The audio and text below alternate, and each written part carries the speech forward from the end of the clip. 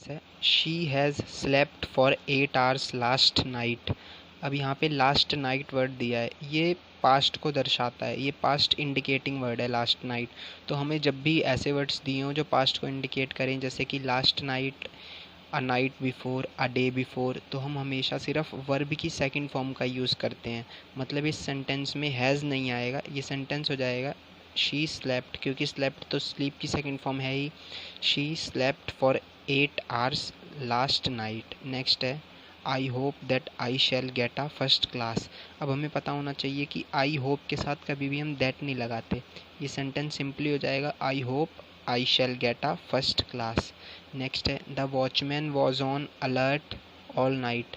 अब जब कोई सावधान होता है या कोई चौकन्ना होता है तो हम बोलते हैं he is on the alert, ना कि ऑन अलर्ट। तो ये सेंटेंस हो जाएगा the watchman was on the alert all night. Next है the enemy was beaten at every point fled from the field. अब हमें पता होना चाहिए कि कॉमा और वॉज कभी एक साथ नहीं आते, क्योंकि वॉज जो है वो दो सेंटेंसेस को लिंक करता है, और इस सेंटेंस में कॉमा जो है ये सेंटेंसेस को सेपरेट कर रहा है। तो ये सेंटेंस हो जाएगा the enemy comma beaten at every point comma fled from the field.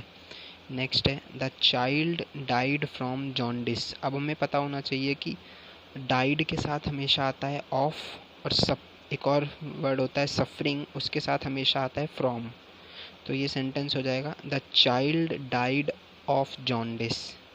Next है didn't Ravi come to the office yet. अब हमें यहाँ पे पता होना चाहिए कि कुछ वर्ड्स होते हैं जैसे कि येट, एवर, सो फार और अप टिल नाउ, ये जिस भी सेंटेंस में यूज़ हो जाएं वो उनमें हमेशा present perfect form of tense use होती है। मतलब इस प्रेजेंट परफेक्ट मतलब has, have plus V3 verb की थर्ड फॉर्म। तो इस सेंटेंस में डिड नॉट की जगह आएगा हैज़। ये सेंटेंस हो जाएगा has not Ravi come to the office yet. अगर इस सेंटेंस में येट नहीं लगा होता तो ये सेंटेंस एकदम ठीक था। नेक्स्ट है is respect really preferable than money. अब ये तो हम पढ़ ही चुके हैं कि प्रेफर या प्रेफरेबल के साथ कभी देन या सो नहीं आता, हमेशा टू आता है। तो ये सेंटेंस हो जाएगा is respect really preferable to money. Next है I have seen much of the place of Shakespeare acted. अब हमें पता होना चाहिए कि एक होता है मच, एक होता है मैनी। मच अनकाउंटेबल के साथ आता है और मैनी काउंटेबल के साथ आता है। तो यहाँ पे हम बात कर रहे हैं प्लेस ऑफ शेक्सपियर की। तो प्लेस ऑफ शेक्सपियर तो हम गिन सकते हैं कितने प्लेस हैं शेक्सपियर के। तो ये सेंटेंस हो जाएगा आई have seen many of the place of Shakespeare, place count of Shakespeare countable है।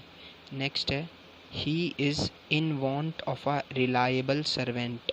अब हमें दो चीज़ें पता होनी चाहिए, एक होता है वांट, एक होती है नीड। वांट मतलब चाह, जैसे कि हम बोलते हैं किड्स ऑलवेज वांट टॉयज़। बच्चों को खिलौनों की ज़रूरत होती है, चाह होती है, कोई ज़रूरत नहीं होती। ऐसा नहीं होता कि वो ना हो तो खिलौने ना हो तो बच्चों का काम ही नहीं चलेगा।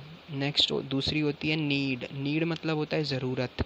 अब जो आदमी है जिसे जिस जो घर का काम खुद नहीं करता उसे तो सर्वेंट की ज़रूरत है, उसका तो काम ही नहीं चल पाएगा बिना सर्वेंट के।